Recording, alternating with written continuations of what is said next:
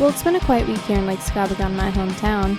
This week, the special guest is Louis DeFabrizio from the band Gasoline Heart, The Kick, Summer Rental, and more. They discuss Furnace Fest after parties, tattoos, the new album, co-writing opportunities, play a game, and then Louis asks the host questions. It's an episode of firsts, so stay tuned. Oh, Pete. Yo, Mr. Lawless, how are you? Good. I look like y'all guys. I have a microphone and headphones. I was going to comment on your professional setup. You got your credentials in the background. I know. My gosh, you are. Yeah. Flex on them there, Josh. Let them know what you're about. Yeah, baby. Well, I could use a better podcasting room, but you know. That's all right. You got a diploma right there. Tell them it's a Ooh. Good job, Pete. Thank you. Jameson Whiskey Lemonade. I brought this bottle. Haven't poured anything out of it. Oh, I got a few bottles underneath for later. Got a bowl of chili I'm eating because Attaboy.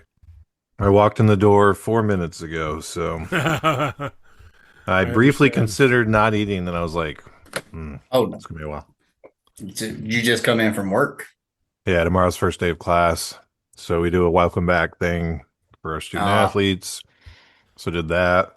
And then I helped clean that up. And then there's a street fair down Main Street afterwards. And my church asked me to help with that booth. And then I just bounced on him. Just ran into the beautiful man, Pete. So we hadn't seen each other in a while. Beautiful. Did you invite him to come back to podcast? No? Okay. Of course. Anytime. His life's busy. But this chili's good, though. Put some Fritos in it. You guys put Fritos in your chili? Always. If you haven't, go start. I think I told you guys, but I was in a group chat with some friends. Somebody came up that we kind of like knew. And I was like, oh, yeah, he's a good guy. And one of my friends was like, you have too many group chats for me to trust your opinion. You'll talk to anybody. I was like, Accurate. that made me laugh. I thought it was very funny. I'm going to tell you what I heard on the latest Wait, Don't Tell Me podcast from the weekend. The NPR News Quiz. The NPR News Quiz. It's they're playing back some replays because they're on vacation, but I hadn't heard the original, so it's fine. And they had the guy from Atlas Obscura on. Oh yeah, that's a good episode. The guy from New Jersey is like, give me a recommendation in New Jersey. And he said this town where there's a radio station that has a 1 mile radius that has been playing Boyz II Men's I'll Make Love to You on repeat for over 20 years. Right. That's all it plays. And I immediately had the thought of like, I don't know what it takes to operate a small independent radio station, but shouldn't Brock Dittus have a station with a 1 mile radius that only plays All-Star on repeat? Broadcasts out of his house? My dad had one. It's called Pirate Radio. And yeah, there was a guy awesome. A block from my house when I was growing up that had one. Yep. So what do we got to do to get Brock set up for the All-Star Radio Hour? Send him a small little transponder thing, and then he just probably involves a dongle. Yeah, it's a dongle. Set it to the right frequency. You know, the frequency that's not being used in that 1 mile radius, and then boom, there it is. This is gonna happen, boys. It's gonna be for Christmas for Brock. Don't let him listen to the podcast, Kevin. Cut this out. Okay. Time out. Lewis is here. Should I let him in? Cool. Yeah, go for it.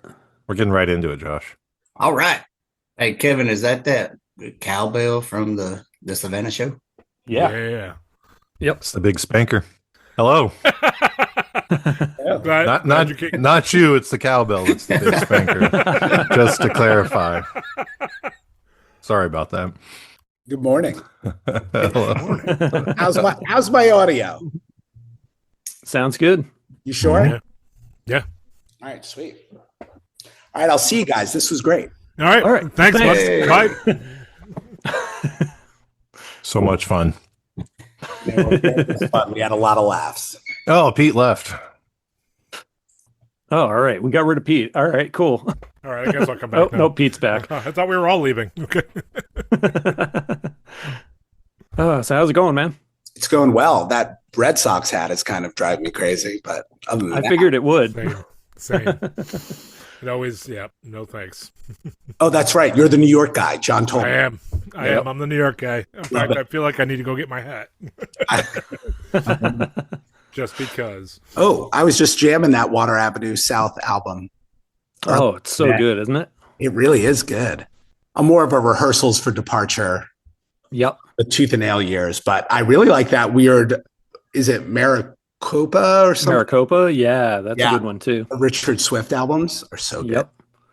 Huge. I think I Break Chairs is probably my favorite one out of all of them. It's so good. I hung out with David Bazan, and he was telling me that the idea of I Break Chairs, and I went back and listened to it. He's like, no bridges. Everything is verse, chorus, verse, chorus. He's like, really? Got rid of all the bridges. Oh, that's interesting. I'll have to go back and re-listen to it and listen for that specifically. That's cool. What's your favorite song off of I Break Chairs? Oh, geez. Brock asked me this. He went to the album playthrough. He's like, what's your favorite song? I'm going to go Titanic. That's a good one. Yeah. That's a great one. I really like Paper Wings. Is that the first one? Yeah. Yeah. It's ripping. Lose My Head's a good one too. I like that one a lot. Love. Anyway, sorry. Didn't mean to throw you on. It's your podcast, not mine. Oh, you're good. No, that's right on brand for how this show works. So. Ask all the questions you want. Make this your podcast. So why the Boston hat? Are you from Massachusetts? Yeah. I'm on Cape Cod. So I often ask him the same question. So I was in a band called The Kick, and we were on tour with Me Without You and Blindside. And we played the Avalon, which is across the street from Fenway. Yep. And I think I went on stage with my Yankee jacket. I think I did something like "fuck Boston" or something. I remember getting pelted with ice, and I think we sold $10 worth of merch that night. But it felt so good to represent New York in Boston. And then after the show, these guys came up and they're like, "Hey, we actually had tickets for tonight's game, but we didn't go. You should go check out Fenway." And sick. He gave us the tickets, and we checked out Fenway. Oh, that's nice. And it was pretty cool. Years later, I ended up seeing Pearl Jam at Fenway, and that was cool. Oh, nice. Yep. But anyway, sorry. I'll stop talking. You guys talk. Well, you are here to talk, so it's okay. Yeah, Right. Josh, do you want to introduce our guest so people at home will know who we've got talking? Yes. So Louis DeFabrizio from the bands Dead Ephesus, Tenderfoot, The Kick, Gasoline Heart, and Summer Rental. Oh, I forgot about Summer Rental. Oh, yeah, don't forget about that one. Louis was born and raised in Florida. When he was in middle school, his family went on vacation to hold on. Born and raised on Long Island. Okay, you gotta let me get to the end. No, you said born and raised in Florida. I know, I did that on purpose. Oh, okay.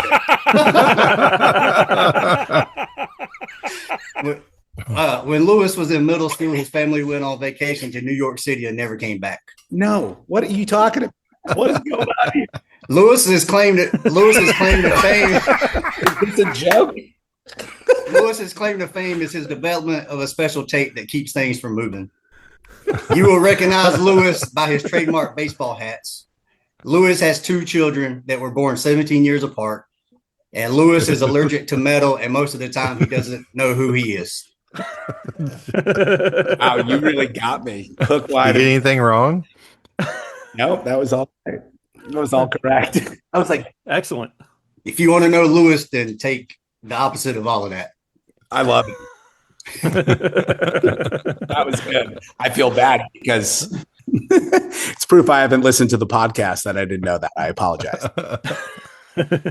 It's all right.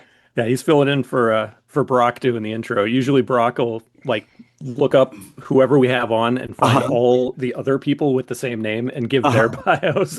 So everything except. Well, luckily there's no other. There's no one else with that name. Nice hat. Thank you. I had to after that introduction. I had to bring out the Yankee hat. Yep. Love it. So, how many times do we have to name drop John Fortson? I don't know. How many times should I? Are we contractually obligated to do that, or? Well, I was thinking maybe I was thinking maybe he could name drop himself. Up squids. What? I was laughing so hard when you're doing the bio. He's like, "Am I missing something?" And I texted him, I'm like, "You do fake bios. Just go with it." John is my wrangler. He knows if he didn't hang out with me today, I totally would have forgotten about this podcast. I got to work. I'm like, "Hey, I'm going to drop by your place after work before you do the podcast." He goes, "Oh shit, the podcast." I had it on my calendar. I said the exact same thing about an hour ago. Yep. So you're right at home here. Yep. Yeah. So does that mean you're in Florida right now? I am in Florida right now. I fly to New York tomorrow at 7 a.m. We just had a Mexican dinner across the street. Yes, we did. So you can leave this podcast and go straight to the airport. Oh yeah, And that's then- how long yeah. it is. I love it. The 9 parts murder mystery.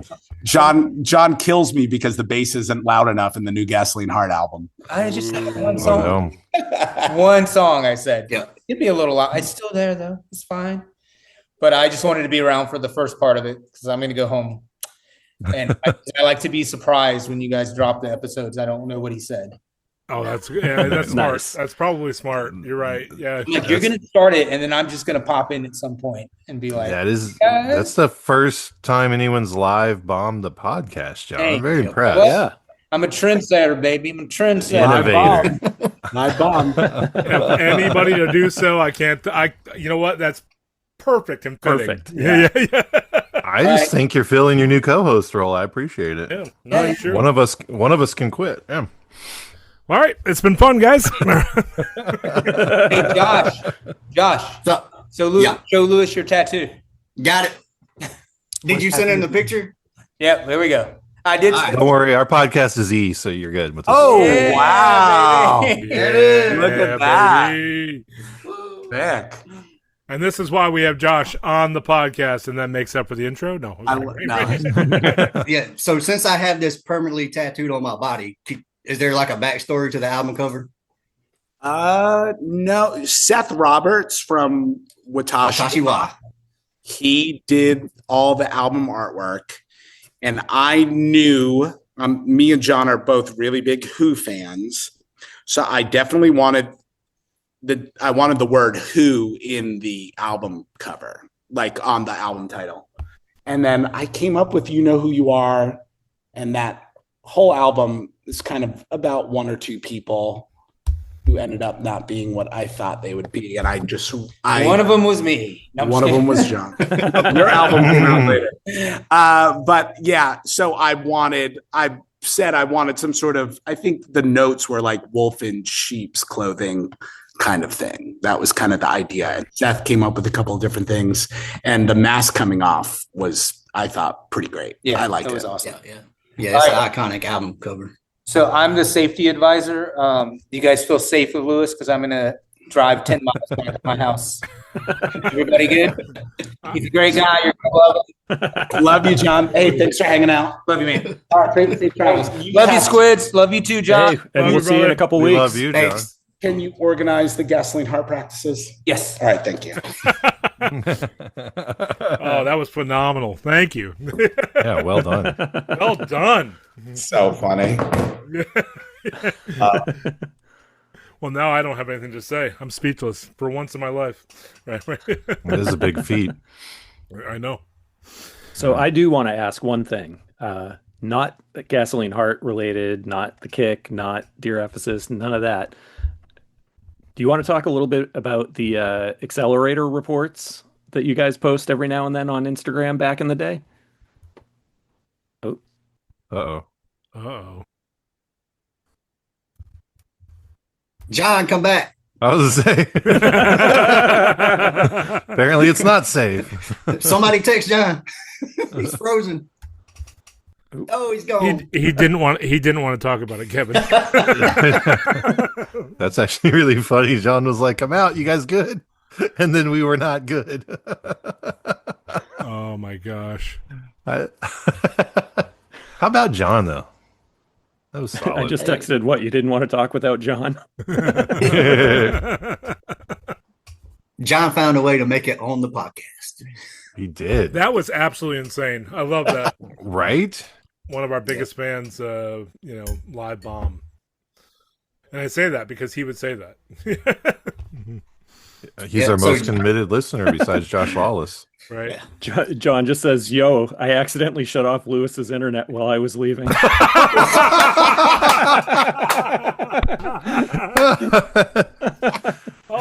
John does the podcast with him or he doesn't do the podcast at all. Those are the rules. Oh, that was good. We're going all the way or we're not going at all. We are living in extreme days now. So John coming at you like a whirlwind. Okay, sorry. Go ahead, Josh Wallace. I had to get in once. Yeah. So John shared 4 new Gasoline Heart songs that have already been mixed. So yeah. I don't know if we're going to get an EP or a full album. And if Lewis was here, we could ask him. I think they're going full album, right? Those are just the 4 that are Let's done. do it, man. Yeah. I think there's 10. Okay. You already made up a bio. We could make up his answers. Yeah, that's true. You can answer Kevin's accelerator question. It doesn't have to be right. But don't say anything wrong because he's quick to correct you. Oh man, that was hilarious. I love how quickly John's like, they make up fake bios. No, go with it. They make up fake bios. Go with it. Yep. John said I turned off a light switch. We're trying to get it up and running again. Oh my gosh. IT support from John Fortson. This is the first I've heard of internet being connected to a light switch, though. This is revolutionary. It's how they do things in Florida. Yep. It's like a step past dial up, but not quite high speed. Like you're not always on, you just flip it on and then it's off. No more kids, no Netflix. Mm-hmm. Actually, that's actually not a bad idea. That's genius. How do you ground your children? You just flip that switch. And we're back. Hey, welcome back. How do I video where it says X out? Is John the video advisor? Because now we're in real trouble. Is your camera on? I don't fucking know. It's that one. Go back to it. I'm clicking it. Click that. It's got to unex itself. I'm clicking. Hit the menu that pops up. John, I have it. Hold on. Let's look. All right. Oh, that's you. This is the best podcast we've done yet. Oh my god. All right, guys. No, you're good. This is great. I'm loving it. Am I here? You're here. Totally here. You're here, but we can't see you. All right. Hey, we got options. Okay. Here we go. Okay, let's hear them. Option 1. Your internet is on a clapper. So go ahead. At the bottom, the video thing has a red line across it. There it is. Oh, you did it. Hey. Is your Everyone's tuned out already. John just didn't want to leave. John, you got to stay and be the cameraman.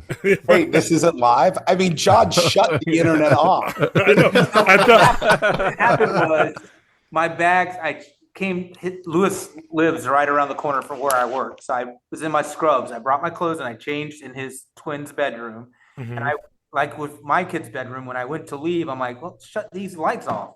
And I put them down and the internet's connected to his light. So my bad. So your internet, it's not on a clapper? Should be. Yeah, No, right. but as soon as I did it, I heard everything go away. I'm like, I think Wait. Before John leaves, I got to tell him one thing. So I know you originally wanted to name Gasoline Heart, Bleeding Heart. Originally, it was going to be longer. It was going to be called Heart Like Gasoline. And then that was too much of a mouthful, and it sounded too maybe indie. I don't know. So it just became Gasoline Heart. Well, you put the two together. Yes. Yeah. Because I actually had nothing to do with the name. It was outside of the practice space. It was. Jeff had one idea. I do think maybe you're right. I do think it was the Bleeding Hearts. Bleeding Hearts, maybe. Because don't you remember Squad 5-0 almost changed their name to the Underground Hearts? Yeah. Like because of that song off of self-titled Underground Heart, right? Am I crazy? I think you might be right. That was the song that Dave wrote, and you guys almost changed your name. Heart. Yes, that I know for sure. And then Jeff wanted something, and we combined the names. I remember. I just remember It was after Paul Westerberg song, Eyes Like Sparks, and my heart was But gasoline. it actually wasn't after. It was what happened was there was two names, and John was like, it's brilliant because of the Paul Westerberg song. Yeah. So it wasn't after the Paul Westerberg song, but you combined it because of the Paul Westerberg song. I like how you put me off camera. Sorry. Life of a bass player. Am I right, Kevin? Am I right? Yeah. Yeah. Stand over there, John. You stand The reason I brought it up is because Lewis says that you wanted it to be the Bleeding Hearts. And back in like the early 2000s, when I first got Hotmail, that was my Hotmail email address, Bleeding Heart with a number. You know what's funny is the first Gasoline Heart show that was ever played out of Florida was 3-piece at Purple Door, and Dave Peterson was on drums, Purple Door. Adam was on bass, and we went under the moniker The Lush Letter because that was like C.S. Lewis supposedly had a bunch of like drunken poetry, and we were signing. We were signing to Monoverse Stereo, and Brad was like, you should call your band The Lush Letter. And I was so fucking drunk, I did not care about what the band was called. Of course. I was like, sure, Lush Letter, Gasoline Heart, whatever. All right. So I am responsible for the band name, and I will claim it. 100%. You are the All right. Don't flip the light switch on the way out. No. Yeah. I got all my stuff out that room. You did it. We'll be fine. There's 6.2 miles calling my name. Maybe. What just happened though? Something happened again, John. Maybe you'll be all right. What happened? Every time John goes to leave the podcast, I didn't do anything. I was still sitting on the arm of the couch. An angel gets its wings. That's right. What happened to your camera? Where the fuck is the camera? Guys, I can tell you this is one of my favorite episodes so far. Oh my God, this is amazing. Same. You gotta be fucking kidding me.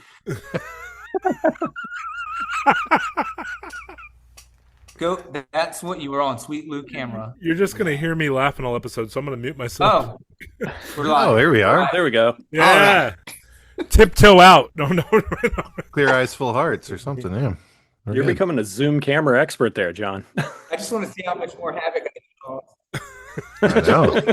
Do one episode of a Pickle Home Companion. Much love, squids. All right. All right. Treat them See nice. you Later. See you, John. See you in a couple weeks. Hey, get my good in, leaving. All right. Good Bye. luck. Bye. We're not sure if you're gonna make it. Do not turn anything off. Jeez Louise. That's a nightmare. Clap on your way out. Clap. Oh, that was great. But I'm not you. I'm the nightmare, not you. Oh no, you both All are right, great. That's phenomenal. All right. And Kevin was Incredible. asking the question. Something on Instagram. Yes, the accelerator report photos. Oh, I don't know if you wanted to talk about that at all. sure. Yeah. It was just some sort of, I own a moving company, and one of the guys, it's like a bunch of skateboarders who work with me or for me or whatever. And the Lou Moves You Instagram just became insane. Yeah. And we started taking photos in front of hand dryers. There was literally nothing to it other than to see if it could catch on. And it started kind of catching on just a little bit. Oh, I thought it was hilarious. I'm glad you like it. Yeah, so like just for fun, because I was on the road doing contract work at the time when all that was going on. Got it. So I would always be like stopping in just these random, like truck stop bathrooms or like, the bathroom at like a grocery store or something like that. So I posted a handful of them while I was I on love the road it. as well. Could I still find it somewhere? Yeah, they're still up there. I will look. We used to, it then became like, let's do it with a prop. But yeah, it was fun. It was all stupid. It's funny. Owning a moving company is a lot like being in a band, except it's like you load in, you load out, you get some coffee, maybe have a cigarette. And then, but the difference is you get paid, which is nice. Yep. Yeah, as far as that moving, I've heard you talk about like moving people and then the couch wouldn't fit in the new apartment. Yeah, that happens a lot. Like, and they'll just be looking at you. They're like, "You're the mover, make it fit." I'm like, "Homie, it doesn't fit. The couch doesn't fit." I remember once this couch didn't fit into the elevator, and we brought it up 36 flights of stairs. Oh my Gosh. Up 36 flights. We get it up the hallway. It sometimes like you got to stand the couch up and like scoop it in. Yeah. Hallway, it was too tall to stand up and scoop. Oh no. And the super was with us. He was like, "Just break the fucking ceiling." He goes, "I'll fix it." I'm like, "I'm not bringing this couch down." Right. And we broke the ceiling and we got the couch in, but I'm like, I don't know how this couch is coming out. Actually, I do. There's a company called the Couch Doctor that like will cut couches in half and deliver them. And it's actually a pretty awesome service. But yeah, sometimes That's the couch bonkers. doesn't fit. We've had to like put them out windows and stuff. I actually got into the moving because of Dave Peterson from Squad 5-0 and Blaster the Rocket Man and Marah, which was kind of the best one. He does moving to Philadelphia. Kind of helped give me the idea when I moved to New York.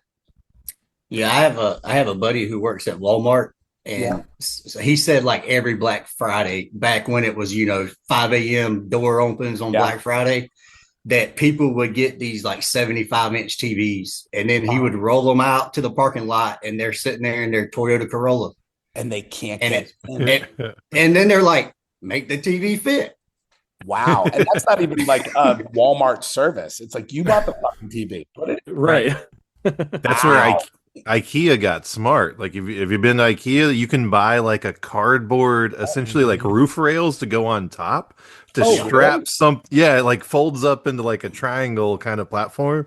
And so you can buy these cardboard things to put something on your roof, because so many people do the same thing at IKEA. Like they show up, buy a bunch of crap, doesn't fit in the car. You spent 4 hours in there, because it's like a maze and you got to go through the whole thing to buy your table or whatever. And so they have it ready to go. Like you get these cardboard roof rail things, strap that sucker on, and then get out of there. Jared, are we? Hold on. What's going on in the photo behind you? So let's see. That person is me, and that's my face. And that is Jeff Fortson's crotch. And he jumped into my face with his middle parts. Wow.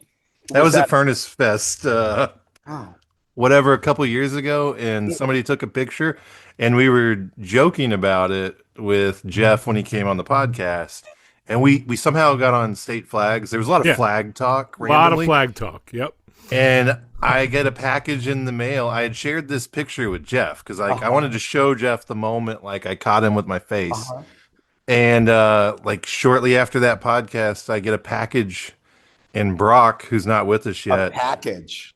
Yeah. There you go. Hey, there it is. And I opened it up, and there's this flag that Brock had made of that picture. And it's been hanging up over here. My wife gets very upset when she does a Zoom call up here. She's like, I can't have that in the background. I was like, that's where you blur it. You're fine. Just blur the background. It's all good. There's my husband getting teabagged. No faces are visible. Here's my husband who's getting teabagged, who also has a podcast. All her friends are like, run. So proud. So proud. She and my kids, super proud. Blink twice if you're in trouble. Proud member of the Squad 5-0 No Club. Yeah, that's right. Funny. Squad 5-0. Squad 5 No. That's right. So I did not consent to that. That's for sure. Well, speaking of Furnace Fest, Lewis, have y'all had the chance to turn Furnace Fest down for playing? Why? Did you see my posts? I listened to a podcast where I think it was with Jeremy. You said, I just want them to ask so I can say no. Yeah. Well, yeah. How do you never fucking ask? Never got asked. I'm like, I've been in so many bands, not one ask, not one. Summer Rental is playing the Furnace Fest after party for Jimmy World this year. But the only reason why we're playing is because the band that's headlining the after party asked for us to play, which is fine. Moments in Grace. I don't know if you remember that band. Oh, yeah. Yeah. So the singer of Moments in Grace, his name is Jeremy Griffith, and he produced like Old Sea Brigade, Norma Jean, Under Oath. Yep. He kind of brought Gasoline Heart back. The album Thanks for Everything we recorded in New York. He kind of forced me to play music. But anyway, his band is getting back together and got Summer Rental to open. They asked for it to be Gasoline Heart, but it felt like a pain in the butt at that moment to get Gasoline Heart. And plus Summer Rental just did those brand new shows and it felt like we had a little bit of momentum. Sweet. So if a band is going to get asked for you to turn them down, which band do you want the ask to go to? Here's the thing. I pretend I'd turn it down, but that's what we're hoping you would say. So good answer. Those people never accepted any of our bands. Nobody, the only bands that really accepted us, I mean, not bands. Bands always loved my bands, like Squad 50, Blindside, POD, like, Far, like Mineral, like those bands always dug us. But like, the Tooth and Nail, Militia, all those things, they were never into us. It's really funny. I remember, and Squad 50 was always so kind to every band I was in. And I remember once we played like Tooth and Nail Day at Cornerstone, and we were the openers because they were so big, they could kind of do whatever they wanted. So they had the Kick play. And I remember our manager, Jimmy Rocketship, he was like, yeah, I talked to Brandon and he says that you guys just aren't it. And which I love not being it, honestly. Thank God. But I would have been a nightmare if I had any success. So I just remember we play this show with Squad 50, and we had this, and I was like, ladies and gentlemen, it was like the midnight show, right? Tooth and Nail Day. And we're not a Tooth and Nail band. And I go, Cornerstone, give it up for the greatest Christian label there is. And their crowd is loving it because they're all Christians. Also, I'm a Christian. But, Tooth and Nail doesn't want to be known as a Christian label. Right. I go, let's give it up for Under Oath. And it's crazy. Let's give it up for Amber Lynn. And I'm like saying every big heavy hitter like Tooth and Nail band. And I'm like, this song goes out to them. It's called All the Whores. I remember seeing Billy Power and Brandon Evil on side stage, rolling their eyes. And, when I'm on stage, I feel like I have superpowers. When I'm off stage, I'm very much a New York Italian who is worried about every fucking thing he's ever said, doesn't want to offend anyone. Even though we have big personalities, we're very sensitive too. Yep. So I remember the next day I wore a Tooth and Nail shirt and everyone was just coming up to me. They're like, and I was just, I was pretty afraid, honestly. I was like, whoa, Superpower Lou was talking a little too much. Yeah. No one really liked us. I don't even know if we were popular. I have no clue. I have absolutely no clue if we were popular or not. Well, I'll say that I saw you at Cornerstone, Florida, down in Orlando. It was like 06 or 07. Never heard of you before, but I was just smitten from the whole set. Thank you. I remember, and that's when you could go to festivals and you might not know who everybody was or had even had a chance to hear them like you can now. But I remember you were having a rant on DC Talk, and that was, I was just like, was I anti-DC Talk? Yeah, I think something like that. Kind of like what you just went off on now, but that was like the sticking point was like, this guy say anything. You know what? I was really, I'll say anything. Yeah. It's like super Lewis on stage. Yeah. There's some, I remember I played the second to last year of Cornerstone. They invited me to play and we were supposed to headline like the whatever stage. And I flew in from New York to play it. And I put together a band to play it. Me and John were on the outs at that time. And I remember there was all these technical difficulties. And I finally went on stage and all these people in the crowd had alcohol. I didn't bring alcohol to Cornerstone. I just came from New York. I don't have a car. I couldn't go to a liquor store, but the fans kept giving me drinks. I had a couple of drinks, but whatever. I'm like 250 pounds. Like it's going to take like 8 drinks for something to happen to me. Right. And I remember I go on stage, I play one song, and then they go, "You got 2 songs left." I go, 2 songs left. I'm the headliner. The place is packed. And I go, fuck this. They just shut me down. They shut me off. And I was like, I was just with POD and they were stoned as fuck trying to get me to smoke pot. Whoopi was like, "You want to join?" I'm like, "Nah, I'm good." And I'm like, they're playing main stage. Main stage. You're fine. You're telling me if U2 played and Bono said fuck, you cancel them? Get the fuck out of here. And I played I'm like the only motherfucker who believes this shit. No one else does. I'm like, I'm actually a Christian. And I remember I was playing acoustic in the field, and they kept trying to shut me down playing acoustic. I'm like, I'm in a field. I remember Christopher Watala handed me my check and he goes, "Cash this quickly." So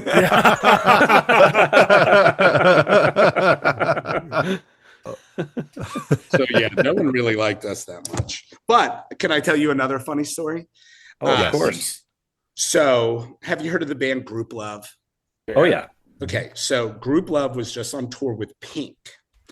And Pink played Madison Square Garden, and I'm good friends with those. I'm good friends with Group Love, and a couple of those guys are in Summer Rental. And they're like, "Lou, you got to come to the show. Jake Clemens from the E Street Band is going to play saxophone on a song with us." I'm like, "Sick." They're like, "You got to come backstage, blah, blah, blah. Jake may be there." They don't really know Jake. So I go backstage, and it's me and Jimmy Rocketship.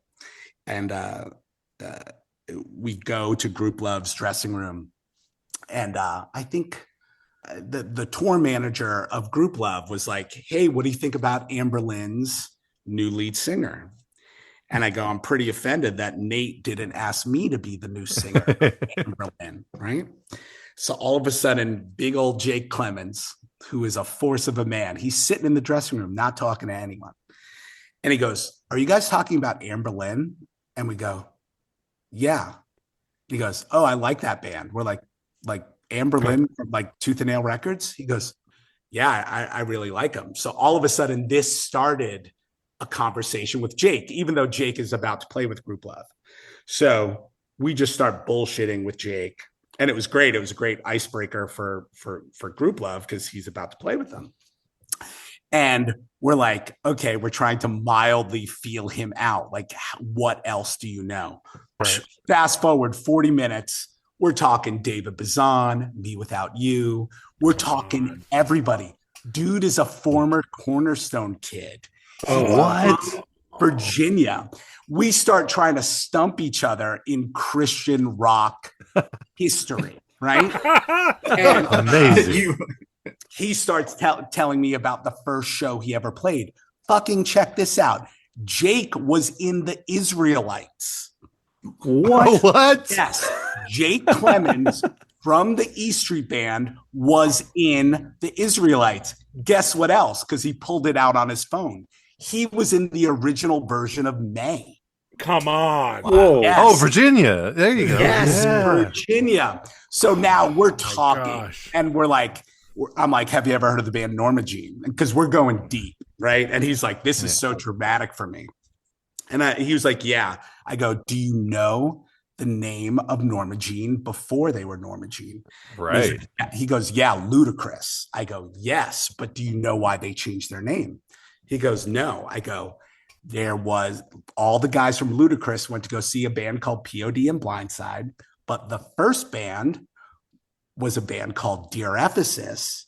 And he goes, "Man, I fucking loved Dear Ephesus." I go, "What?" And he goes, "Dude," he goes, "they were my favorite band." He's like, "I saw them so many times." And I'm like, "You're kidding." And he goes, "No, why?" I go, "I'm the bass player for Dear Ephesus." He goes, "Shut the fuck up. Can we take a photo?"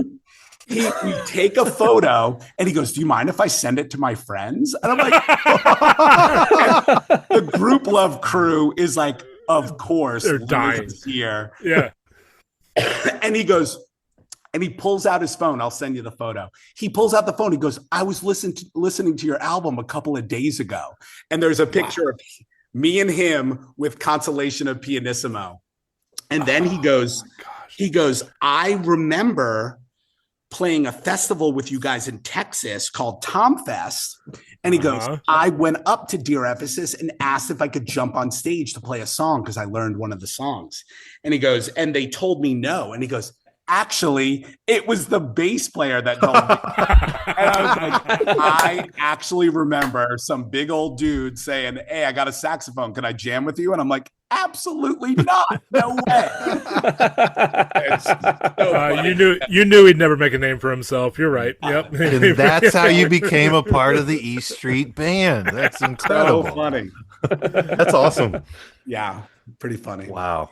That's insane. It always feels like a little bit of like, I don't know what the random connection where you're like, wait, you also know the niche music of my youth that most people aren't aware of, and you connect over that. You're like, it's a special bond. And it vanished. When you find somebody. Yeah. It vanished. And it was, as lame as it was pretty cool.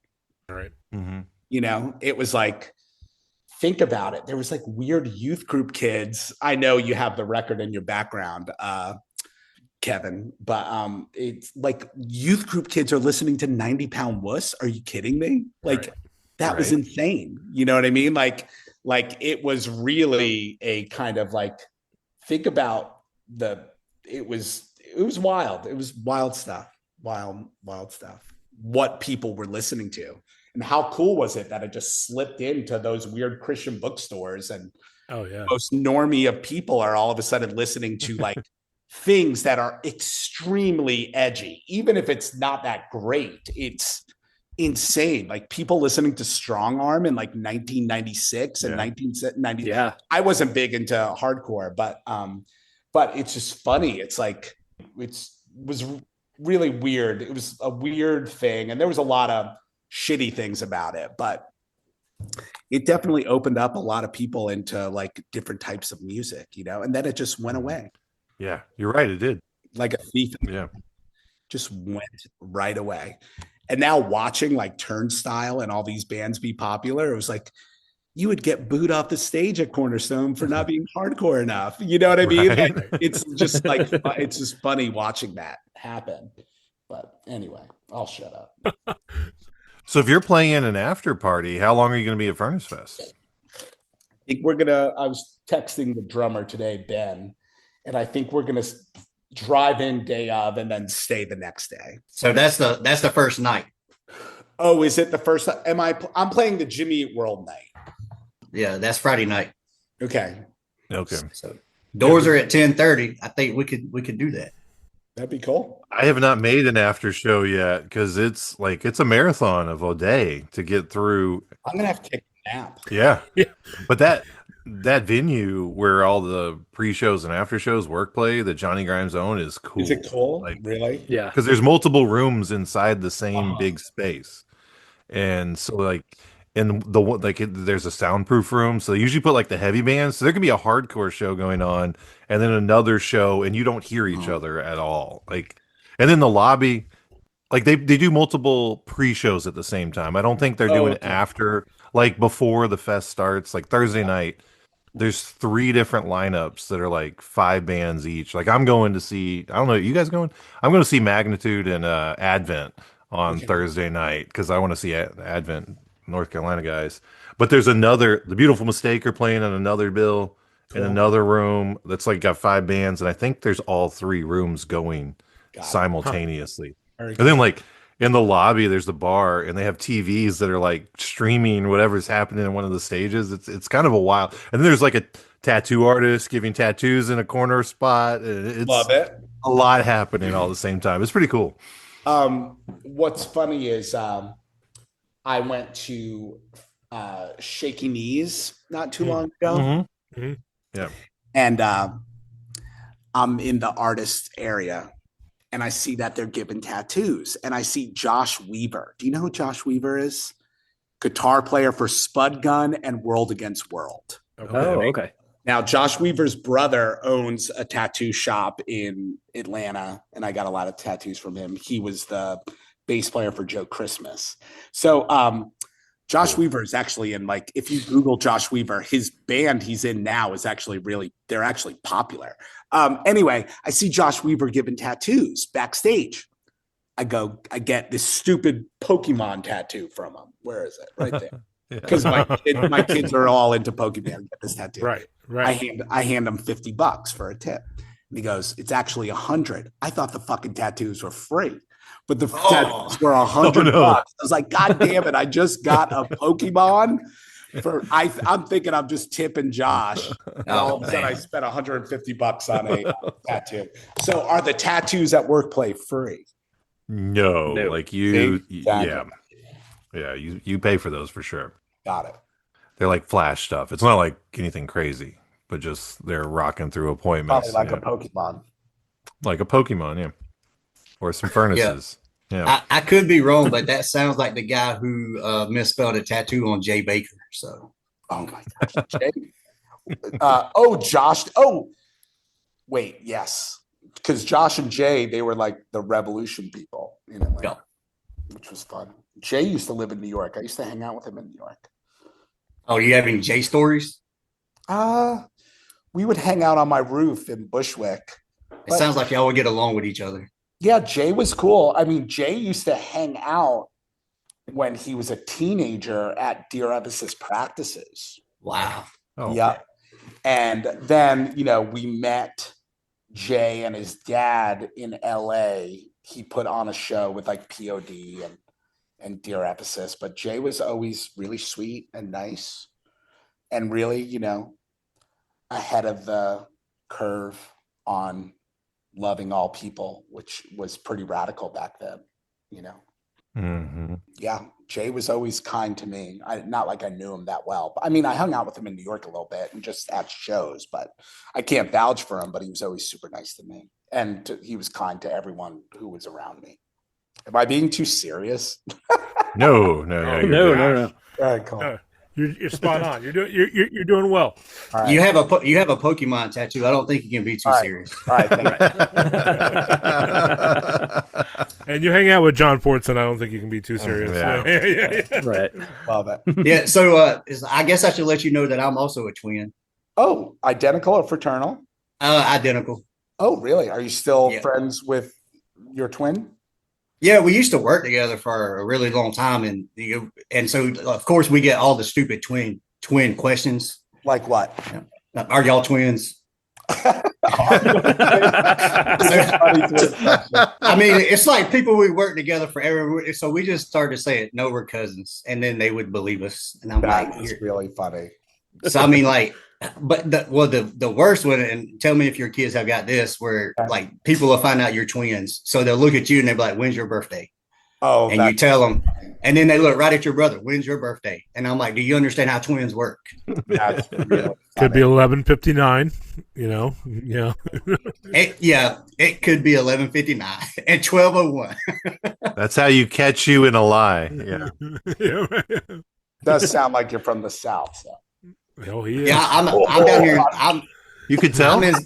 He's a Southern boy. I have a question. ASL.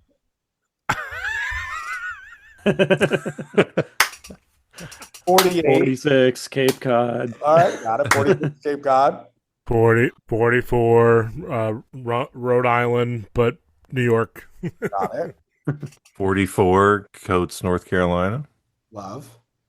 Josh. I'm 44 and I'm in South Carolina, but I can meet you in Georgia. Oh, got it. I'm down. All right. Well, I'm in Rhode Island. I can meet you in Georgia. So we can all go to Georgia. Yeah. I'm 48, New York and Florida. That's right. Nice. There we go. Yeah, I'm 2 hours from Atlanta. Got it. All right. I have a couple of questions now.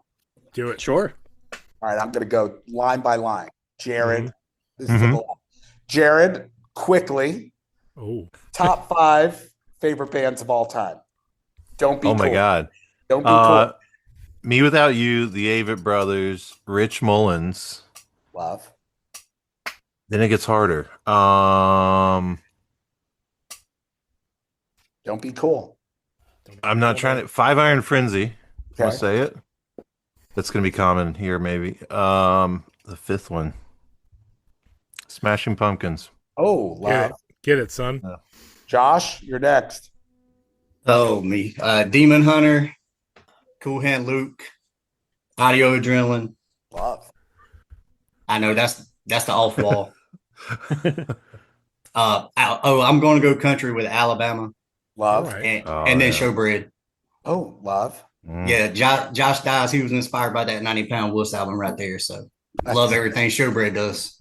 It's funny. One of the guys that works for me at Lou Moves You lived in Savannah for a little while. Turns out, used to hang with all of the Showbread guys. I'm like, I have known those guys forever. It was kind of funny. All right, Pete, you're next. All right.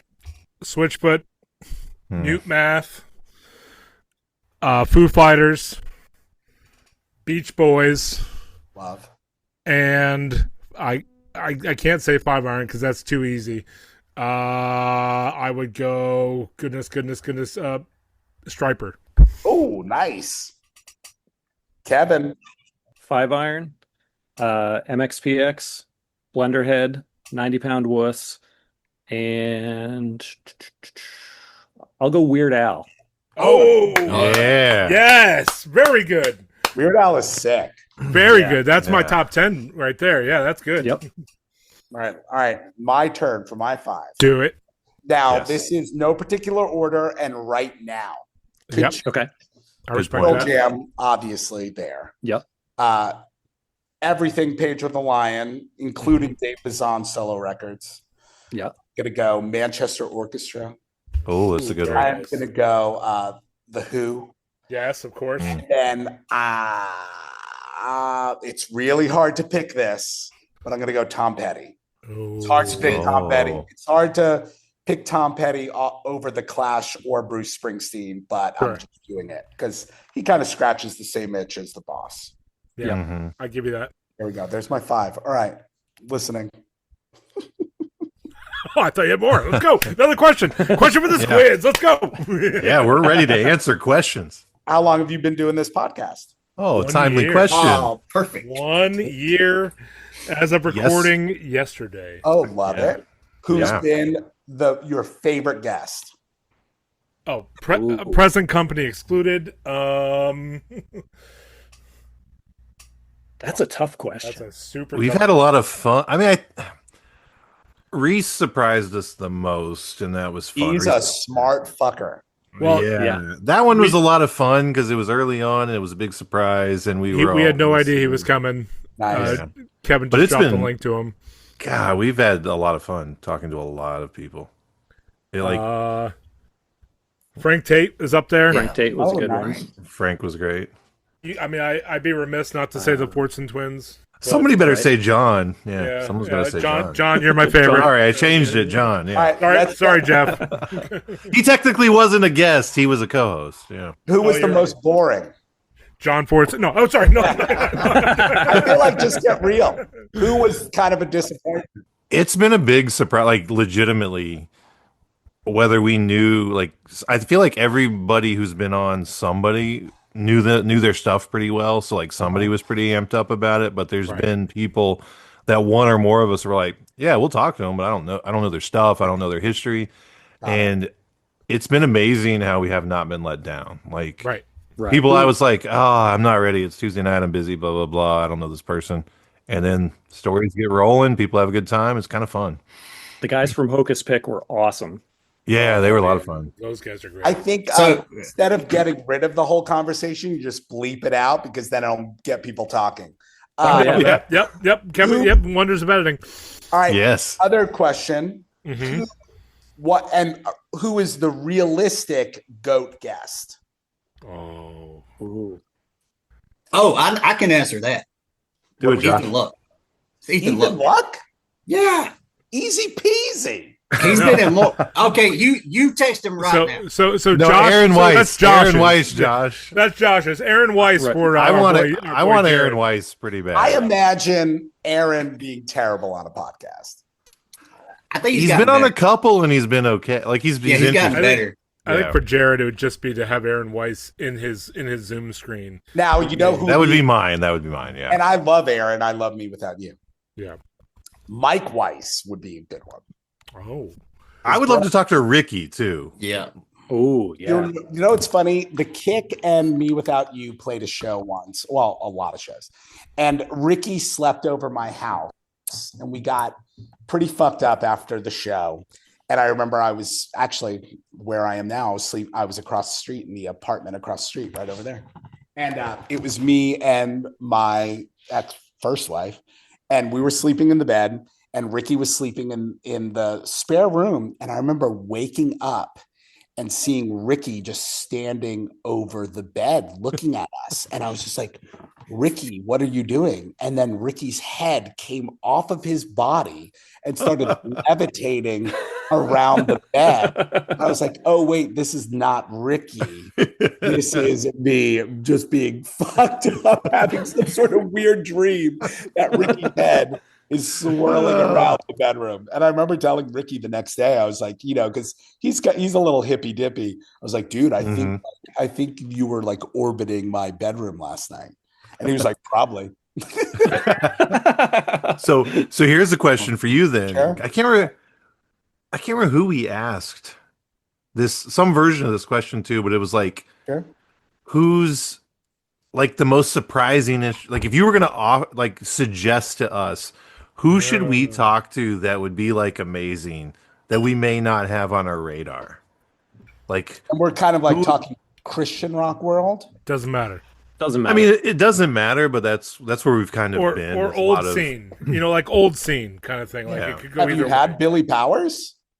No, but I really want to. Billy would be great. And Billy is in like a new great band now with 10 Killer. yeah. Spoken in tongues. Mm-hmm. Billy had a podcast. I actually did a podcast with Billy and I listened to it recently. Urban Achiever. Urban Achiever, yeah. I think Billy would be a great guest. Who else would be a great guest? I mean, I am also a huge MXPX fan, but I think Mike is great, but he's got his own podcast. I'd like to hear Tom. Would be, who else would be really? I mean, I think Adam Garbinski from Squad. Okay. I mean, because he was in Squad 5-0, the Huntingtons, yeah. 121, Blaster the Rocket Man, Speedy Delivery. Also, he was in Gasoline Heart, and he was in Marat, which freaking Bruce Springsteen would jump on stage with back in the day. I think Adam would be great. Adam is one of my favorite musicians of all time. Yeah, nice. I really love Adam. You know who'd be good is what about some of the guys from Color Revolt? Yeah, okay. Yeah. Brooks would be good. You know what's funny is I was when I moved to New York, I went and saw Amber Lynn play, and I'm hanging outside having a cigarette or something, and this big, tall, lanky motherfucker was out there. And I was like, "Hey, my name's Lewis." He's like, "Hey, man, my name's Robert." I'm like, "Hey, Robert." And then Nate or somebody was like, "Lou, you know Robert? He was in Joan Zetta." I was like, "No shit!" Oh wow! I was nice. like, "Oh, what's up?" I remember playing shows with you. And I was he was like, tall. He was tall. I was like, "Robert, what are you doing?" He goes, "I just moved to Bushwick, man." And I was like, "I live in Bushwick." So Robert and I used to do Lou Moves You together. Really? And, cool. Yeah, Robert worked with me. And I remember Robert goes, "Lou, the other day, I got buck ass naked and started running around the cemetery because it's the only place where I can get some goddamn peace and quiet." And he was just so Southern. And I remember I went to Seattle to visit my mom, and Robert was working with Lou Moves You, and he was like, "I think I'm going to go get the old Joan Zetta van and I'll do the moves while you're gone." I'm like, "Sure." So I remember I was in Seattle and I actually was going to see Manchester Orchestra play. And I had all these missed calls from Robert. And I wish I had the voicemails, because they just kept getting progressively worse. I booked a move for Robert to do, and Robert ended up getting 8 parking tickets on the move. And then after the move, he just took his van and drove out of New York and never came back. Oh my gosh. Yeah, and I've never heard from him again. Never. He was like, Lou, some bad shit's happening right now. It's really funny. Well, that's funny because I'd love to have the guys from Jonesetta on the pod. That'd be fun. Yeah. Well, we've got a special surprise. Jared, let in our next guest. Oh, here we go. I think there's one guy, but if I bring him up, it might create this whole other corner. But that would be Paul Meany. Who's that? Lead singer of Mute Math, used to be in Earth Suit. Got it. Josh, Mute Math is kind of a Pete and Brock thing. I don't know if you picked up on that. Yeah, Mute Math's me and my Kevin deal. aren't as locked in on that. Yeah. Do you want to know a fun fact about me as I do it. Yeah, please. So the Kick was falling apart because we were turning 30. And we thought we missed our chance. So funny to think that at 30. And we got a management team, and it was the same manager of Seven Dust and Creed. So they're managing us, and they started realizing that I write decent songs. So they moved this girl from Nashville to Orlando, and they're like, hey, we would love if you started writing songs with her. So I started writing songs with her, and this is kind of the end of the Kick before Gasoline Heart. And this girl really unlocked a lot of things in me to write songs, and we were really vibing and wrote some great songs. We made a record with Matt Malpass, and the record was awesome, and the management company was loving it. But this girl was so fun, but on stage she was so boring. And great voice, great songs. And they go, hey, we have this other girl we're moving from Nashville that we want you to write with. And I was like, no, this is the girl. This is the thing. They're like, no, this other girl. And I'm like, all right, what's the deal with this other girl? They're like, here's the thing. She's 16. I go, absolutely not. They're like, I'm telling you, you two would be great. You got to meet Haley. She's so No. fucking Haley. Yes. I turned it down. They wanted me to be her co-write. And I was like, no. I kept saying no. I'm not writing with a 16-year-old girl. Right. And then Paramore is a street in Orlando. That's where they got the name from. Right. Oh, wow. Okay. And then they're putting together the band. Me and my first wife were splitting up. I was playing guitar with Watashi while we were on tour with Copeland. And I remember driving in California, and the management company, how about you're the MD for her band? And I'm like, absolutely not. No fucking way. Yikes. Now. And it's funny because the Kick played CBGB's. I actually did an Instagram post about it recently with Blindside. It was sold out. And I remember my buddy Rob Hugel, he was like, I'll never forget that show because I was standing next to Haley Williams the whole time at the show. And I don't know if that's how she found me without you, was that night. Sure. Know? But isn't that kind of a funny story? That's wild. Oh, that's wild. Yeah. Wild. And then that's why. And then what? Ethan Locke did a cover of "Hide Your Kids, Hide Your Wife" with her, right? Remember that old "Hide Your Kids, Hide Your Wife"? Oh yes, yeah. So it's like bringing it back to Ethan, Josh Lawless. You should look that up. It's gonna be pretty cool. So funny. Oh jeez, my dad let me borrow his El Camino. Okay. Ooh. It's like a 1987, but I'm pretty sure like gas fumes are going through the AC ducts. And can you tell my voice is kind of fucked up? I'm like, I'm probably never going to be able to sing again. I was loading my dishwasher. You're good, man. You're good. Well, I ate dinner earlier, so I can't say a thing. Right. I poured another whiskey, so here we go. Oh, you too? That's on brand, though. I'm going with the Honeydew Maibach from Knockabout today. Ooh, I like a Maibach. That's a spring beer, though. Not an Yeah, I August was beer. kind of confused by that as well, but Do you know what Maibachs are for? Like why they made them? drinking? Well, for drinking, actually, a specific down kind the of drain? drinking. Do you know about Maibachs? Like I think I got this right. So Maibachs are a spring buck, right? Like they're a little bit higher ABV, but this is during uh like Lent back in the day, and like monks would make it and then drink the Maibach. Is this This is true. Yeah, this hasn't been on the bingo. This This hasn't been on the is. bingo card yet. It is. Has anyone peed on the podcast before? I mean, No, I have, but they don't. But they don't know that. We've left to go pee, but we haven't stayed live for it. How's the audio? I don't know about all you guys, but I had a. You got to turn off on original sound for musicians to catch that sweet audio. We were going 4 hours one time, and I definitely peed in a cup. I'm going to tell that right now. Sorry, I feel like I stomped over your. I'm so glad you're here. That was awesome. Here we go. I'm alive. Good. All right, I'm sitting down. All right, what do we got next, fellas? Kevin, are you going to say Happy Failure Puddle Friday with your Maibach? Well, I already finished off my failure puddle, but happy failure puddle Friday, guys. Oh, there we go. I guess we can start the episode now, We've right? started the how this works? podcast. It's official. Jared, Here's the Jared, I wasn't trying to be rude while you're telling your story. I apologize. Oh, no, you were good. I was just meandering. No, it was a good story, and I kind of like stomped all over it. I apologize. You kind of pissed all over it, I guess. Hey, hey! It just means I you're like one of beer us. a lot, so he referenced a beer, and I wanted to talk about it. So You want to know confession for kind of like a band that's known to be a little tipsy? I hate beer. Really? Me too. All of it? That's why. The only thing I can drink is maybe a Corona with a lime.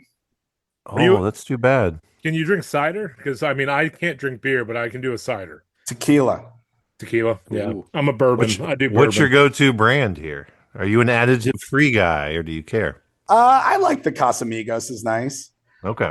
I don't really care. I say, well, me and John, when we would go to the bar, we'd say whatever or our order, and we're like, well, we want the bottom of the barrel. Just scrape the barrel, whichever is the.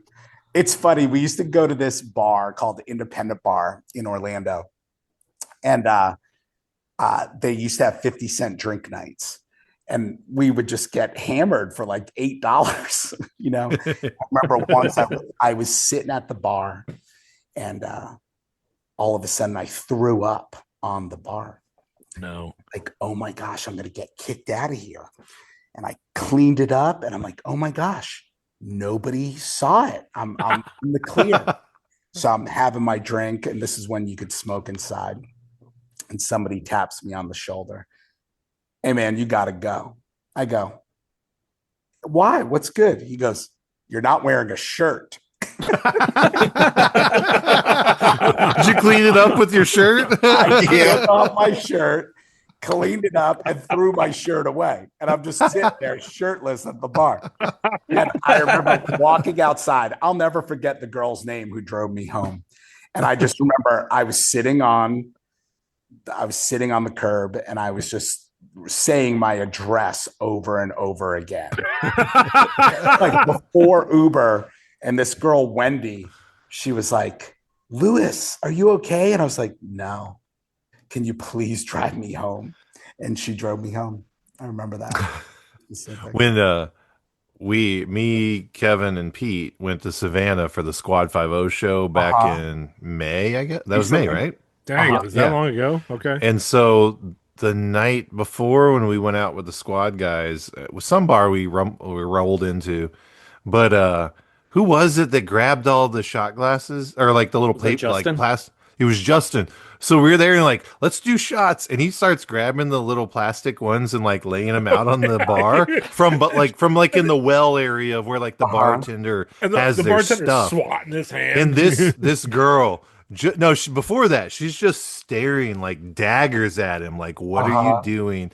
And then she would not serve those shots. She got really pissed that's off. really And I remember funny. John being like, "This is not Arizona. This is not Arizona State. You can't act like that around Justin here. is so funny. You've got to ask her to do it. She sets them out. We don't get our own cups here." I remember being on tour with Squad 50, and Justin kept borrowing his brother Adam's CDs. And I remember Adam going, "Don't take my CDs without asking." And I remember Justin saying, "What would Jesus do?" And Adam was, "He'd probably ask me if he could borrow my CD." Justin took it anyway. And I don't know if what happened was Adam told him to fuck off or something, but I'll never forget. Justin was young. He goes, "I'm telling mom." I'm telling mom. So funny. Oh, nobody likes a snitch. Yeah. No. I'm telling mom. Are you coming out to hang out in Portland or no when the squad plays? Absolutely not. Okay, I figured. Yeah. I appreciate the bluntness and the honesty. I mean, sounds fun, but I got a lot going on over here. I would love to go. Sounds fun. Sure. Dude, October Furnace Fest. That's the hangout spot. Oh yeah, we'll hang. Yeah, that's perfect. Then we're doing a Gasoline Heart show for John's 50th birthday. John and Jeff. Just John. Yeah. Jeff's not having a birthday that year. Is it a combined squad show? No, it should have been. I was like, why? Because Jeff was saying he was trying to set up a 50th birthday squad show. Yeah, but he wants to do it in Savannah. Yeah. We're doing sounds like competition. Yeah. Do you want to know? Did John tell you the funny story about do you want a funny Squad 50 story? Oh, of course. Yeah. Speaking of Furnace Fest, I remember Squad 50 playing Furnace Fest, and Squad was really on kind of on the rocks. And I remember hanging out with John after the show, and John was like, Adam and Dave have Bloodline, Chris has 121, and Jeff is married with kids. He's like, if this band breaks up, I'm the only person with nothing. And I was like, John, you could always be in a band with me, whatever. And he's like, yeah, but you play bass. I go, we'll figure it out. You can play bass. So we go back to Orlando, and that's when John started playing with the Kick, right?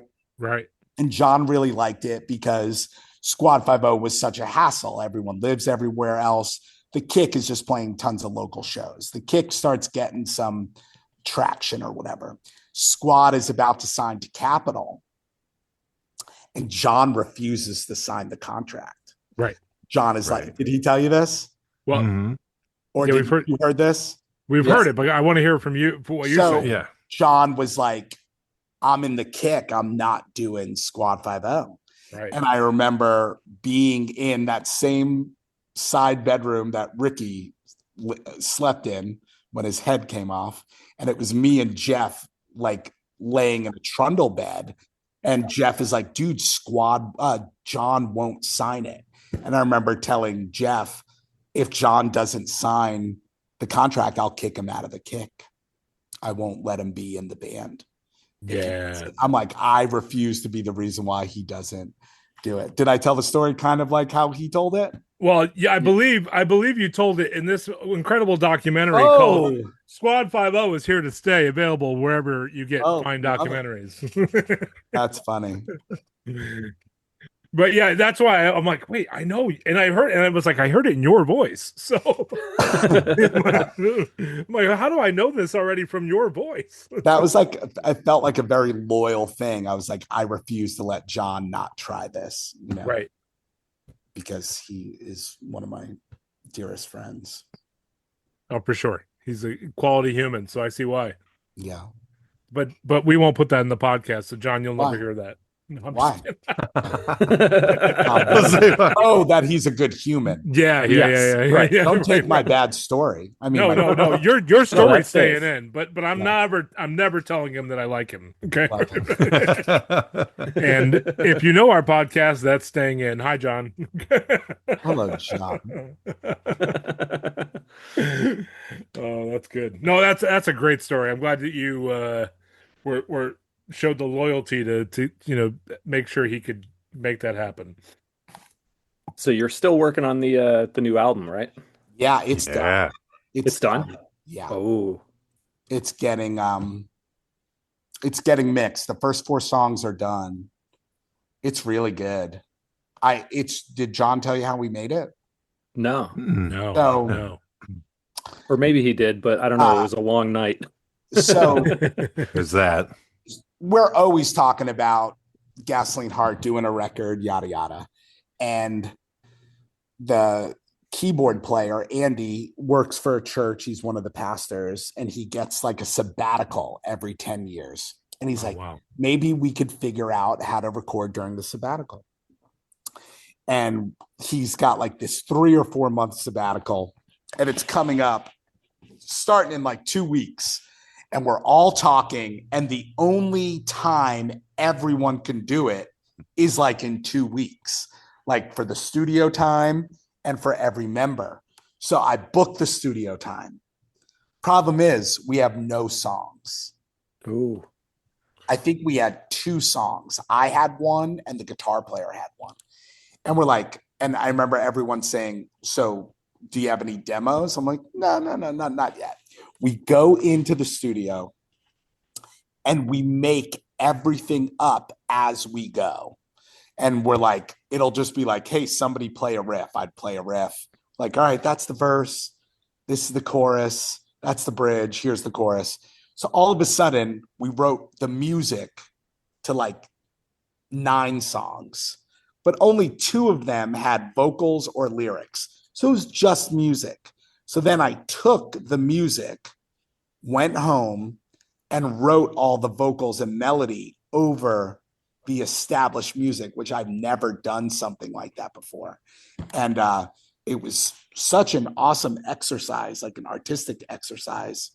It's not like anyone likes our band anyway. So it was really cool to try something different. It's like, all right, when it's just me and the guitar, whatever, but let's try this. And then we unlocked so many different things. And it was, when we're listening back, I'm like, it's so crazy that this was not a song. We had nothing. We had like 5 days in the studio, wrote all these things, and all of a sudden there's songs like a year and a half later. Like one song I worked on for like 5 months, and I never did something like that before. I'm usually like write it on the guitar and then it's over, So that was really cool. And then I'm really stoked on it. I think it's our best one, honestly. Sick. Yeah, it's kind of cool. That's cool. Hey, you want to be the first musical guest? Oh, could I be? I probably could be. We hope so. Go for it. Guitar's probably out of tune now. We don't care about tune. What do we That's got? the good part. Drifting. Let me see. I feel like I'm losing my voice because of my dad's car. Drifting.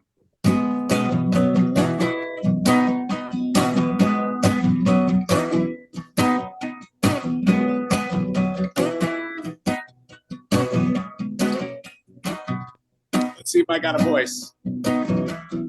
She says no need to worry. She says no need to rush. Says that's when your head starts spinning, and then that's when you talk too much.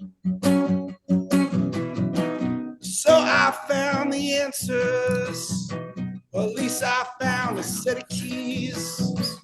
But all the doors they open, they all lead back to me. Move along, don't say a word. Keep your hands to yourself, pretty girl. No need to argue or disagree. But when your heart's broken, I'm the one you see. I've been talking to Jesus. I asked him if he's ever upset with God. He said, who are you to ask these things? I said, by asking doesn't make me wrong. So here's to laugh at the bottom.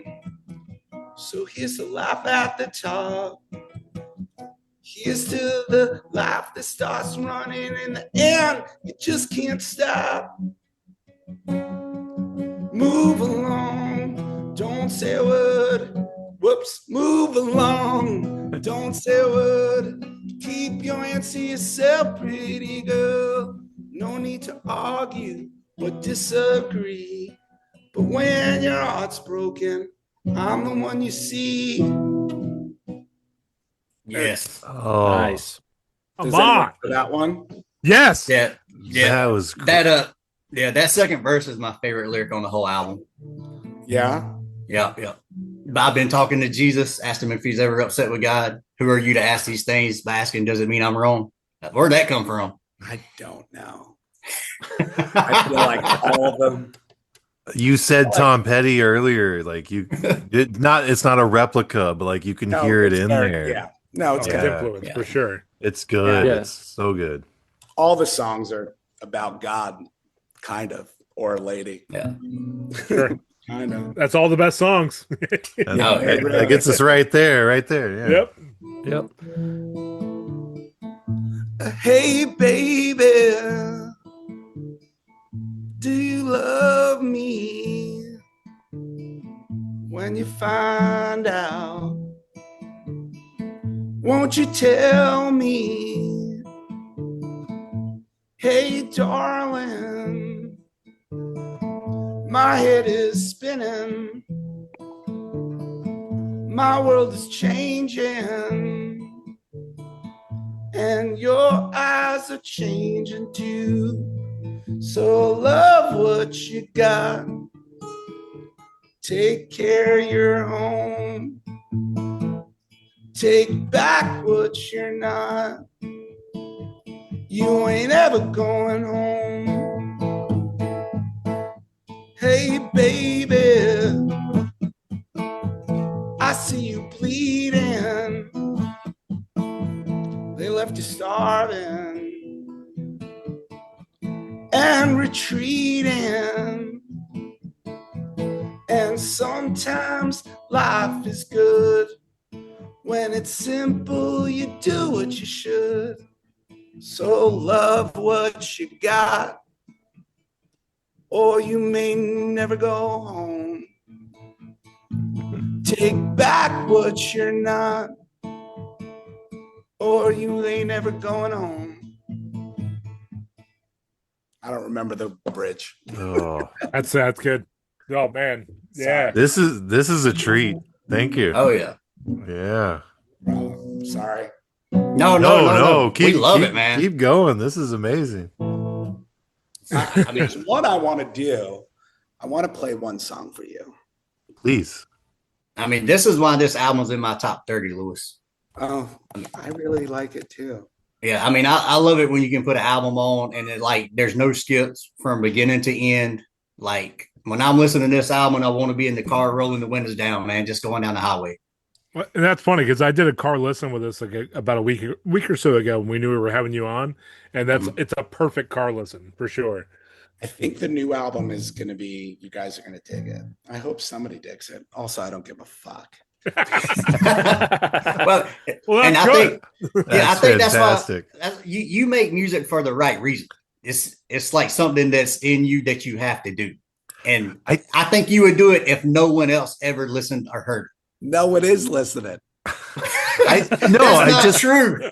I can't remember. You got at least 10 people listening once this comes out, bro. No, I just listened to some conversation, but they were talking about music, and it was like the best music is when the artist writes for themselves. Like It's something they have to say. Whether anybody hears it or not beyond themselves is the best stuff. And it turns out that shit we all like. It's not just for that person. Somehow, like somebody's saying something that they've got to get out of them. Right. It is weird. And then that calls all of us to it. You know what I mean? Like that's the magic stuff right there is the thing that's for no one else. I mean, the only reason to live, right? Yes. Honestly, is family and art. What else is there? Right. You know? Like stuff. Okay. Stuff is great. The stuff goes away. You need art. You need something that makes you think and feel. And that's why AI will never take over. Right. Never. Because it's like you need to hear that you need to hear something. I don't know. I'm 48, still looking for new music. Like that's awesome. Mm-hmm. Yeah. All right. I want to play this song. Please. Drifting, drifting, drifting away. I got myself a mansion, then I gave it away. It's not the world that's heavy, it's just the things that you save. And I'm drifting, drifting away. Drifting, drifting, drifting along. I rid myself of worries and my worries are gone. I only run when I want to and I sleep like a dog, 'cause I'm drifting, drifting along. You know the suit coats say there's money to be made. They get so damn excited, nothing gets in their way. My road may be lonely just because it's unpaved. It's good for drifting, drifting away. Drifting, drifting, drifting along. I rid myself of worry, now my worry is gone. I run when I want to and I sleep like a dog, because I'm drifting, drifting along. There we go. Yes. Nice. Come on. I didn't write that.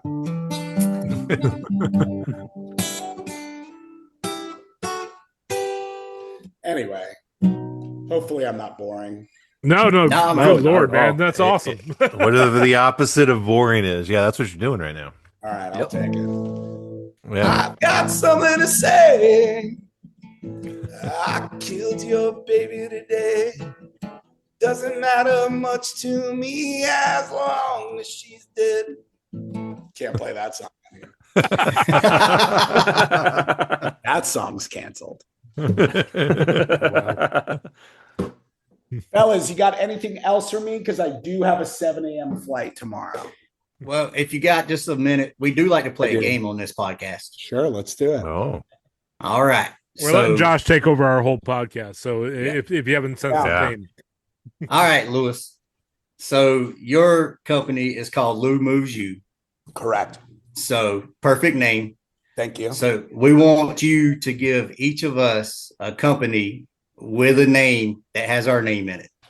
Got it. And since you've only known us for this little bit, you can ask each of us one question to help you out. Well done, Josh. You know our podcast. Good job. I love year 2 where we don't do our own podcast anymore. It's so much better. It's much easier.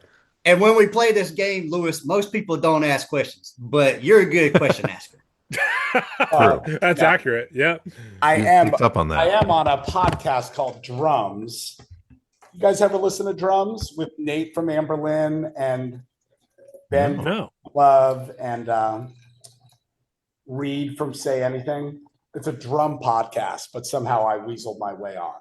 No, but I'm always looking for a new podcast to listen to. I was going to say that this continues our tradition of finding another podcast to listen to. Right. I was saying, I'm looking it up right now. Hey, Say Anything's playing Furnace Fest this year too. They are. Jared. Yeah. Yes, sir. What is your favorite food? A burrito. If I can have anything, it's going to be a burrito. On it. What's your favorite sexual position? Worked out for the first time. Yeah. Fortunately, my wife does not listen to me, so I can say anything right now.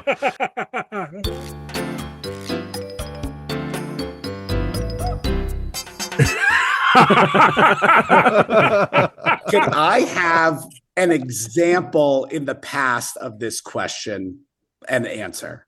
Well, we've never asked this question before. We change it every episode. Every week, yeah. Depends on who the person is. You know, we are known as the Squids, and so we do a thing called Squid Games because that name is not taken. Well, you asked a good question about what's your favorite food. So if you ask something that leads you to a conclusion, you're on the right track. Right. Yep. So I feel like I'm wanting to use your name, but I shouldn't. Ooh. I don't have to. No, you don't. Right?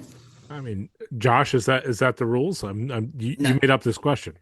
No, like your company has Lou in it, so the company needs to include our name. Oh, okay. So sorry, I sit corrected. All right, let me think. I feel like we're leaving Kevin out a lot. Oh no, it's fine. No, it's for each of us. You're fine. Yeah.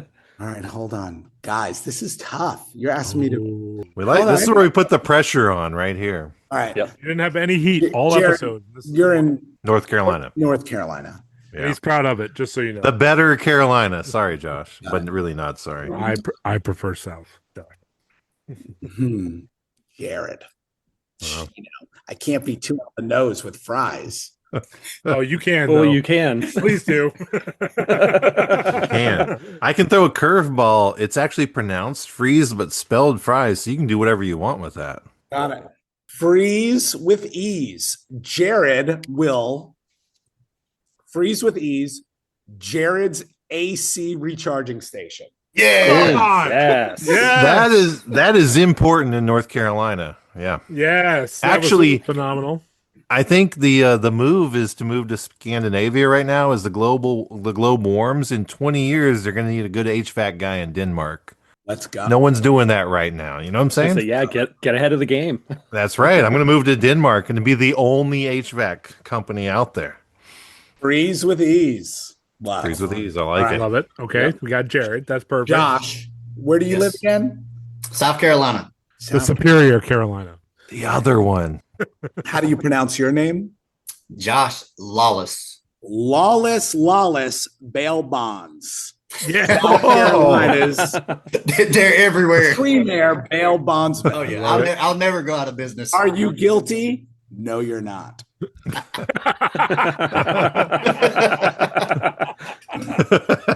Phenomenal. All right. 2 for 2. All right. Pete Hutchinson.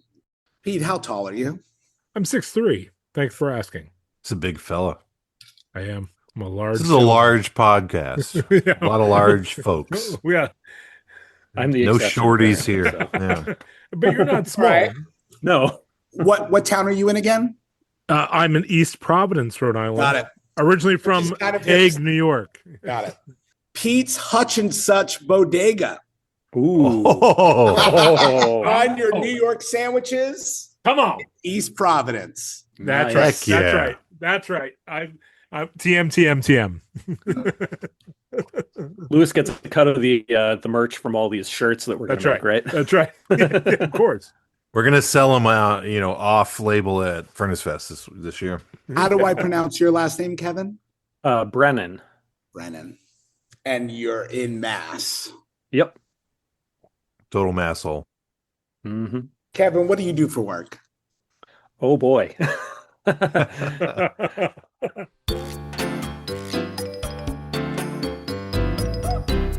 And what's your work on the podcast? I'm a landscaper. Yeah. All right, just give me a moment. Oh, take your time. You said that like you were a stripper or something, Kevin. You're oh boy. Oh boy. I was gonna say the club down here it's not open anymore, so Did you close it down or and how? Welcome back to 770 AM, the team, and it is Brennan at 11 with everyone's favorite tax tips for Massachusetts landowners. yeah, those very good. landscapers. No, that's perfect. That was perfect. Nice. Well done. I don't know if you know Brock or if you've heard about Brock, but if you could, He was a pretty good president, and I don't think his wife is. Well, this guy is our other co-host. Good take. Brock Dittus, and if you could come up with a name either for Dick Broadus or Brock Dittus, what would be your take for his company? Brock Dittus or Dick Broadus? Either one. Brock Dittus? That's his name. Don't worry. Real about name. Rock with Brock. Yes. Salem, Oregon's favorite wedding DJ. Oh, that's accurate. All Smash Christian Mouth rock all the hits. time. From 1996 to 2006. Wow, you don't even know Brock? That's perfect. You nailed it. Rock with Brock. Rock. How'd I do? Perfect. Oh my Thank you. gosh, fantastic. Yes, well done, sir. Well done. You aced the game. You did. Love it. All right, guys, I'm fading. You got to hit me for with sure. a couple questions if you want me to stay, or I can always come back another time. Well, we'd love to have we'll definitely have you back on for sure. Yeah, we definitely want to respect you being able to make that flight. So we'll definitely have you back on again for sure. Love it. Was I okay, Jen? Oh, dude, fantastic. Josh, you good? Oh, can you tell everybody what the new album name is? Oh. If you can't, that's fine. No, I can. It's kind of it's funny because I kept saying it felt like a sequel to You Know Who You Are. Oh, now you got me intrigued. Yeah, I think it's called Are You Who You Wanted to Be? Wow. Or Nice. it's You Are Who You Wanted to Be. I'm just trying to figure out if I want it to be a question or a statement. Yes. Okay. So one of the lyrics is, are you who you wanted to be? I keep asking you, but nobody's asking me. So that is kind of a little bit of a theme of the album as I sit in an apartment after me and my second wife splitting up a couple of months ago. So kind of fucking funny. Right. Yes. So I didn't even know it. Kind of just like the first album. I wrote the first album. All of a sudden, I was divorced. I wrote this album. I was like, wait, what the fuck's happening again? What's going on? Right. Wow. It's funny because everyone in the band is like, you got to stop writing these songs. Whatever you write starts happening. So I think the first lyric on the album is I'm all in my feelings and I have a bunch. Everyone's saying the same thing and that's not much. So the album is it's pretty fucking sick. I think it's gonna be great. That's cool. Nice. Sounds good, man. I talked to my first wife recently and she goes, apparently you just write really good albums when you get divorced. Because by the time you hit your fourth divorce, you're probably going to be winning a Grammy. There we go.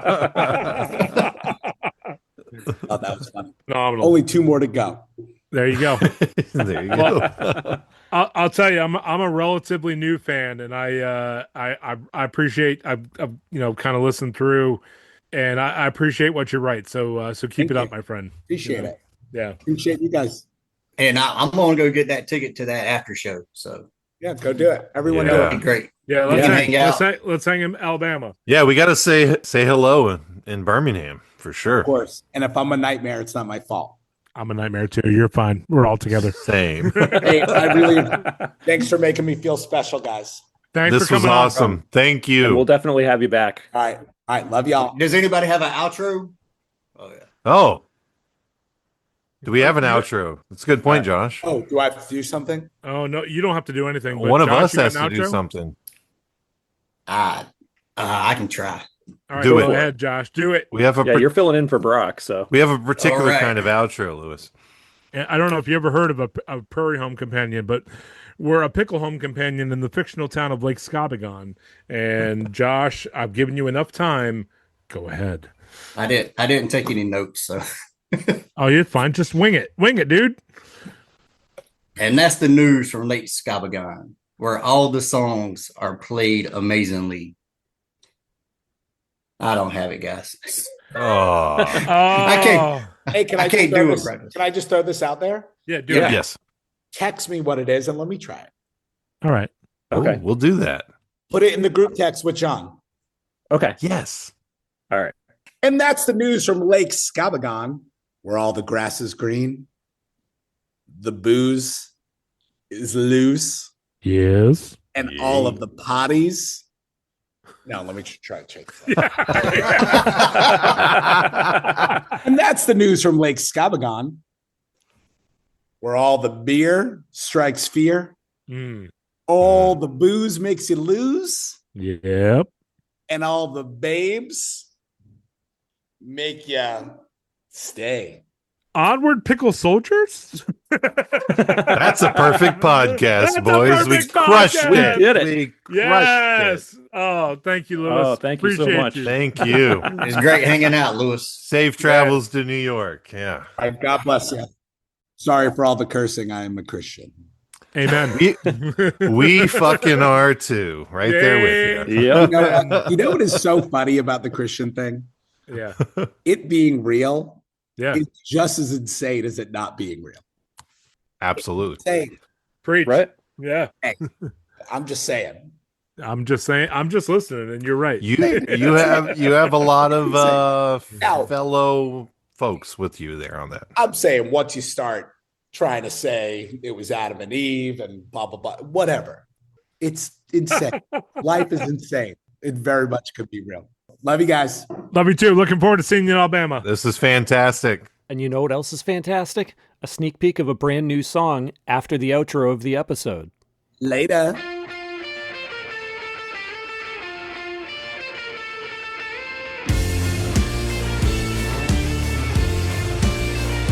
I give you this, you give it back. I tossed a coin right on the track. Is this for Yes. Come on. Dude. Oh. All right, hey, I actually Yeah. wrote down an outro. Well, we're If you not want me to do it, Well, I mean, go ahead. Yep. I didn't take notes earlier like I should have. But That's okay. Neither did I. We never. I mean, I don't know if you ever listen to our podcast, Josh Wallace, but we often don't. So that's the news from Lake Scabagon, where all the guest intros are fake, all the tattoos are $150, and all the lyrics are above average. Oh, Onward, Pickle Soldier, Josh Wallace. that was a perfect podcast, and I think it's all because of Josh Wallace. Will this be our first episode where we have two outros? Maybe Could be. I think it's an outro to the Lewis interview and then an outro to the episode. Maybe. This was a lot of firsts. You had live music. Yeah. How insane was that? we had our first piss on the podcast live. Didn't turn the camera off. He took it with him. He took the camera with him. Listen, just when I was about to give you more credit than your overlords, and when I heard them say, Wait, do you listen to our overlords, Tammy? I listened to a clip and then talking about farts or something. I let her listen to the clip where they were talking about us, and but that was preceded by the double poop commentary from Reese or Joe. I'm sorry, Joe.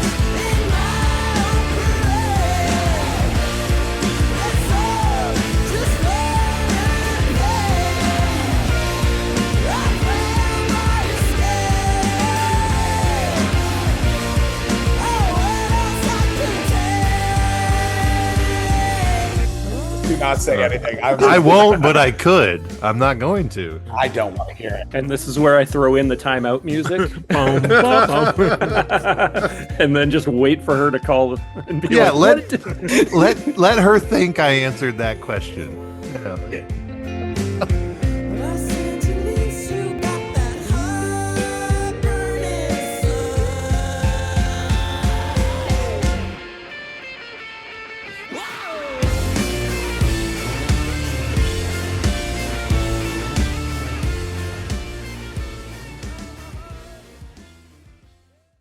Your name is Lewis.